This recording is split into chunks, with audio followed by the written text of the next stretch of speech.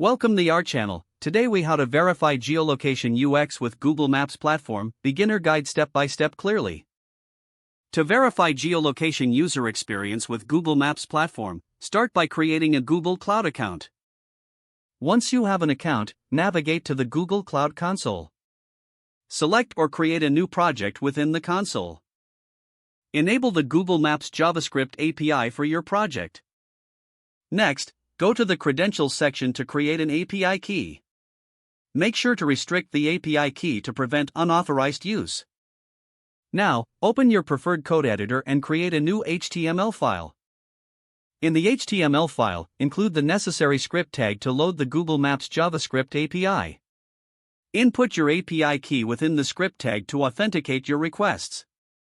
Create a basic structure in your HTML file to display the map. Add a div element in your HTML where the map will be rendered. Use CSS to style the map container, setting a width and height.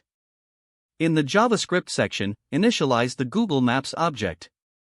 Set the center of the map using latitude and longitude coordinates. Adjust the zoom level to fit the desired area of interest.